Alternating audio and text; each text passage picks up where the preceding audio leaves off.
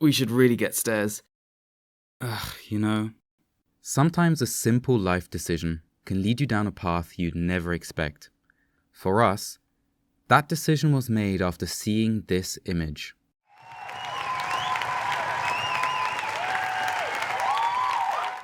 Deeply and emotionally touched, we were inspired to theme an upcoming university game project around, you guessed it, music.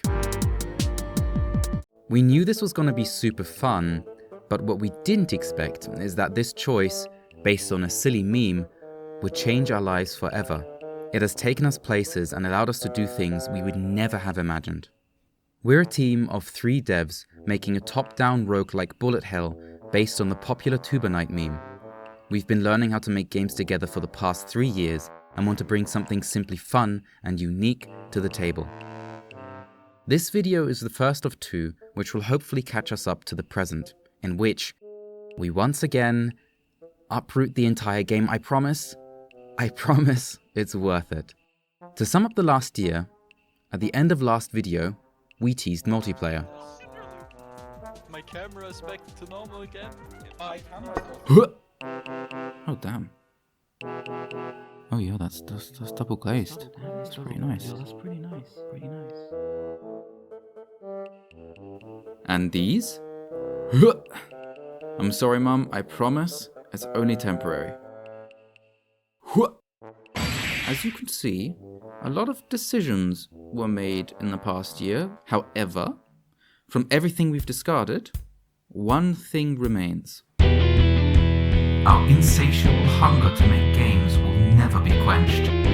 We defy all logic and reason. Let's go back in time and recount our tale. The Tuba Knights shall rise once again.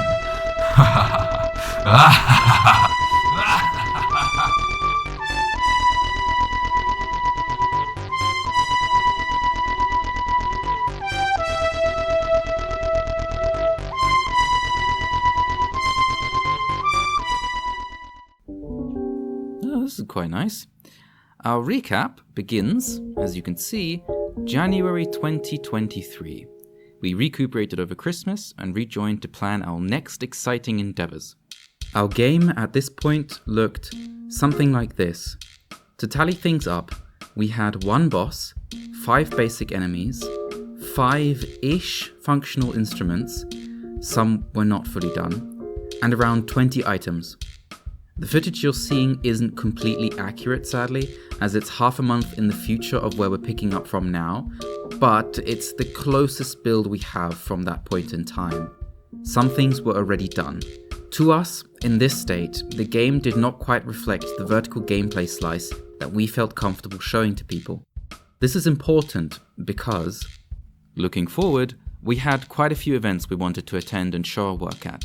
Thanks to our former Professor Luca, we were slated to go to a maze in Berlin, then show our game at the Neu-Delhi Open in June.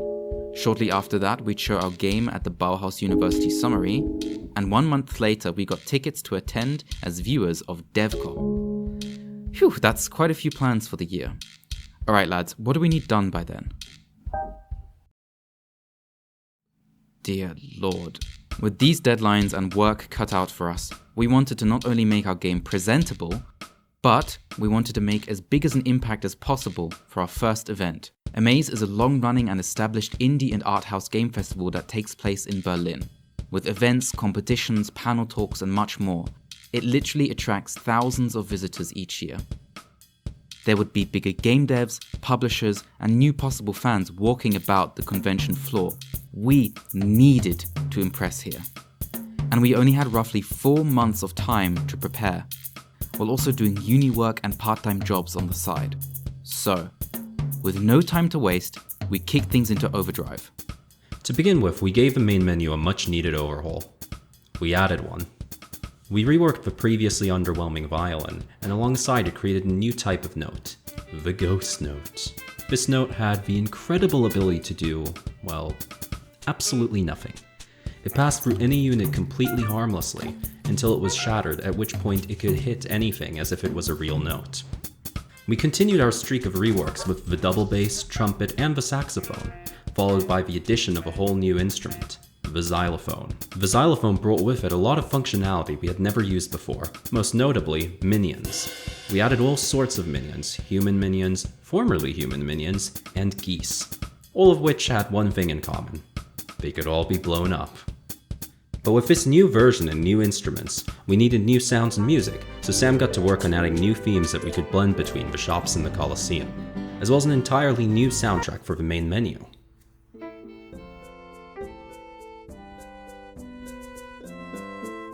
We also took this opportunity to rework and polish our main boss fight, the Brass Barian. This left Oskar with the Herculean task of a full visual rework of a Brass Barian, updating all 296 frames of his animation and making new ones beyond that. After all of this, I got to work on improving the formation system, which causes our lovely little enemies to work together and try to take you down as a team. Melee enemies stay in the front to protect their allies, and saxophonists stay hidden in the back to bombard you from far away. Then, I finally got to rebalancing all of our items, their costs, their power, their shop availability, but that only ended up revealing how few items we had, so I made a few more of those, and then we were done. But Mr. Game Development Man, what about the inventory? Oh, how will I sort all these wonderful new items that you are making for me? Oh, right, an inventory. Yep, let's add that to the list. Oh god, how do you program drag and drop? Well, now we have all of these wonderful items, it would be kind of cool if you could sink some money into the build you like. Oh yeah, so just something simple like an entirely new UI and dynamically adjustable properties for every single instrument, item, and equipment piece in the game, while also making sure not to break the save and inventory systems. Yes, exactly. That is a fantastic idea. After some grinding code, visuals, and sounds, there he stood. Hello there, Jerome, my boy. Why, yes, I certainly agree. It is wonderful that you are here to upgrade the instruments that our players give you. Yes. What's that? You don't only upgrade their instruments? You also enhance equipable and activatable gear? Can do. Sure sounds like you're one swell guy to have around, Jerome.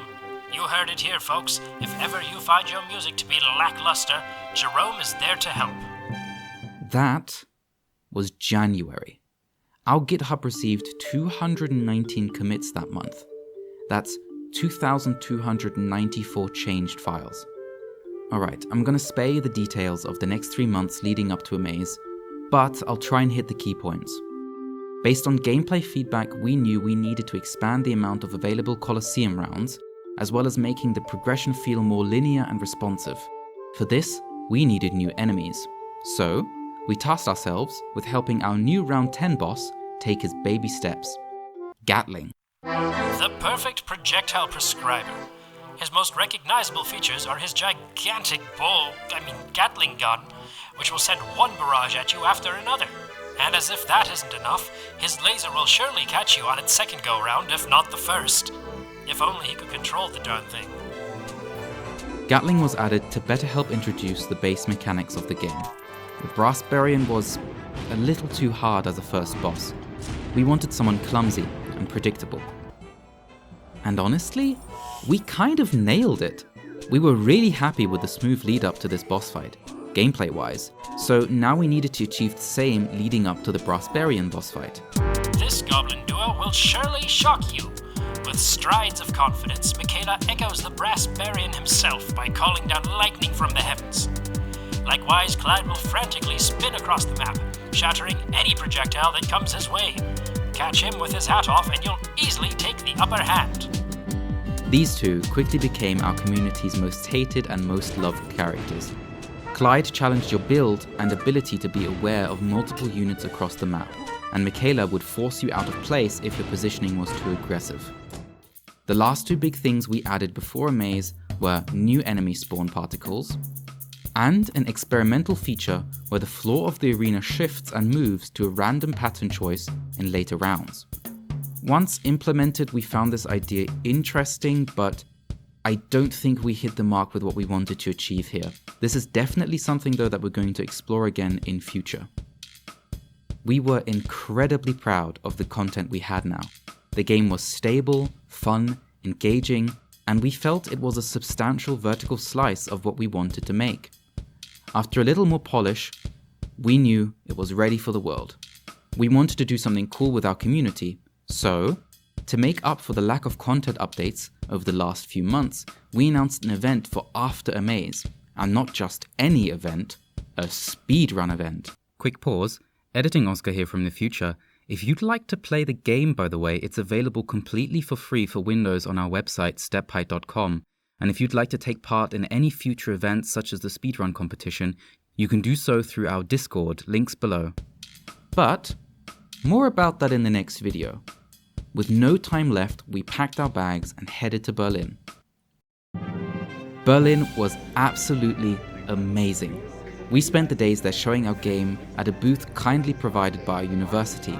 We were networking, walking around and trying other people's games. People coming by and trying kicking brass, immediately falling in love with it, put so much wind under our wings. It inspired and motivated us beyond belief. Also incredibly valuable was getting feedback from people directly, closely watching how they play to see what we can improve. This is also the first time where I really felt that the game development community is where we belong and we feel comfortable. So many creative and welcoming people. I highly recommend that anyone go visit any local game conventions and events whenever you can. But we still had work to do. After getting home from Berlin, we swiftly whipped up a small bug fix patch to prepare for our first big community competition, the Speedrun Competition. I promise you don't want to miss this. Stay tuned for next episode. Thank you for watching.